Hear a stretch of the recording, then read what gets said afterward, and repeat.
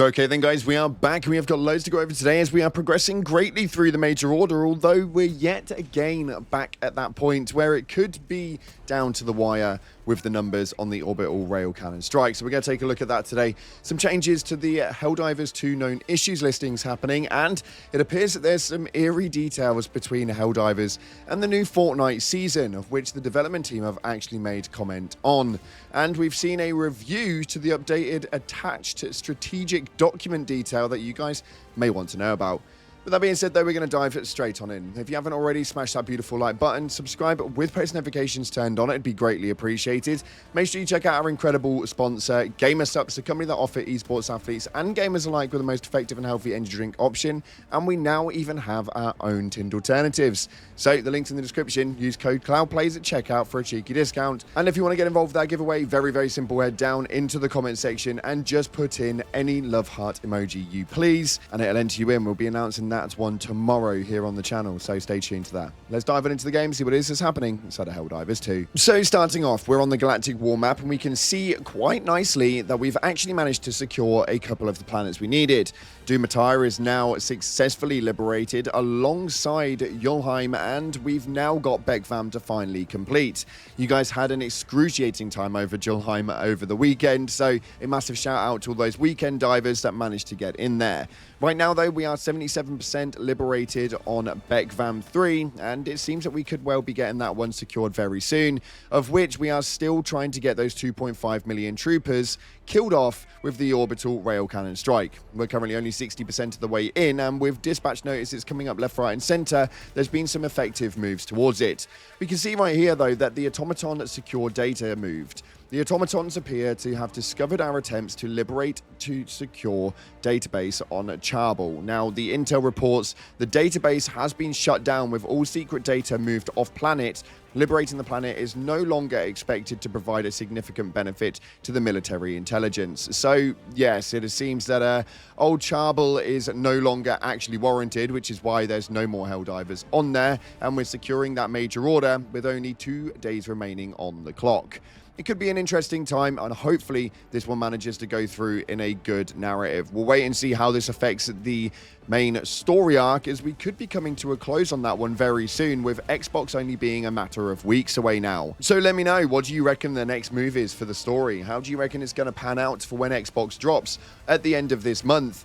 And will it be an interesting one, or could we be seeing another large event from Arrowhead's Helldivers 2 ending up a bit of a dud?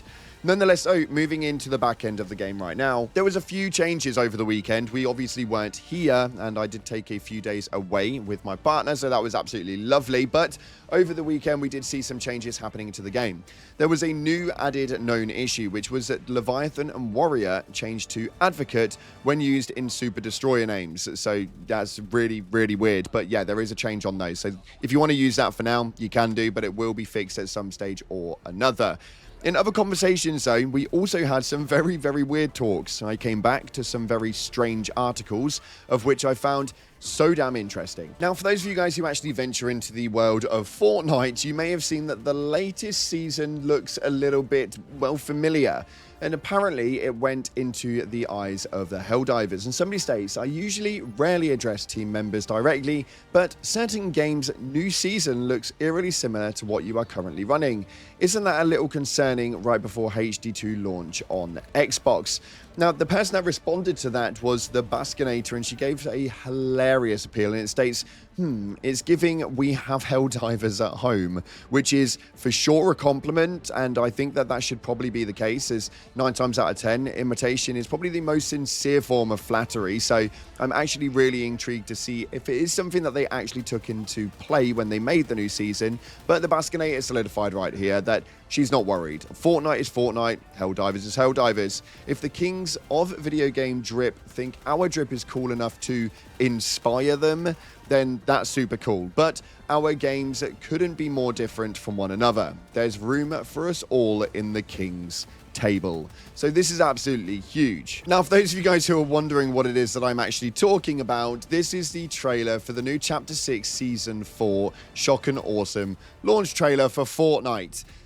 Yes, even the music in the background, for the record, is completely democratic. I just don't want to get hit by a copyright strike. But this is ridiculous. We've got soldiers with Gatling guns. We've got robot-looking bugs. There is pretty much just a bit of a color change. But overall, everything is a borderline crump down to the exact same theme concept, with ships flying from the sky that look just like the Pelican.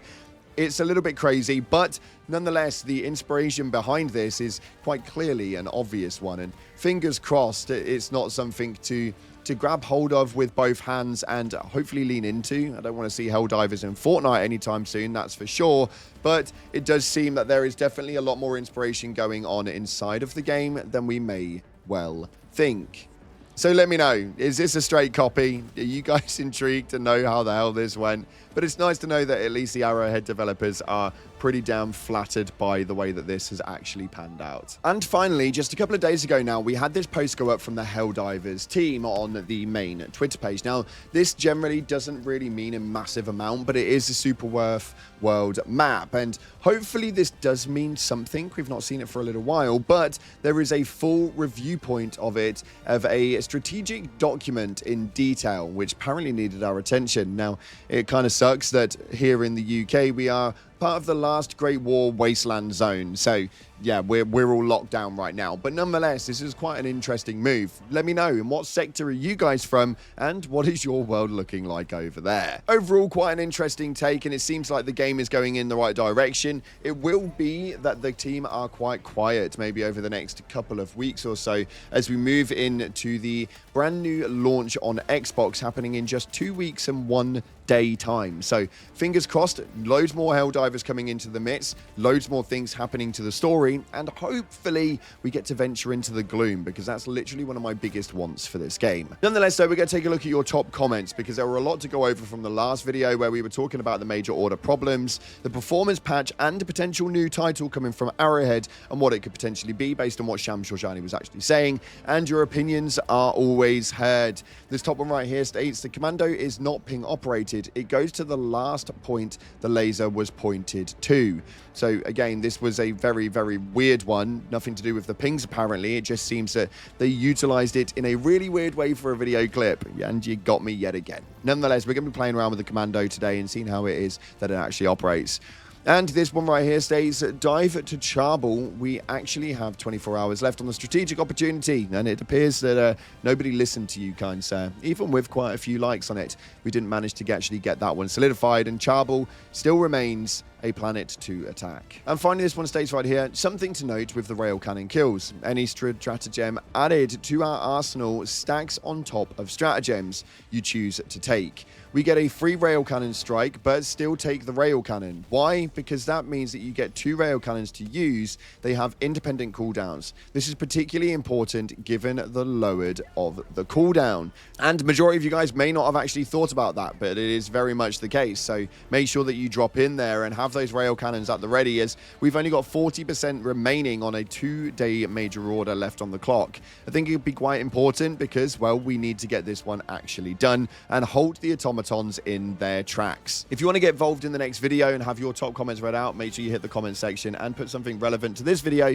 The most liked will feature tomorrow. Nonetheless, unfortunately, that's all we've got time for today. Thank you so much again for watching, guys. I appreciate all of your faces. If you haven't already, like, subscribe, and as always, I'll see you in the clouds.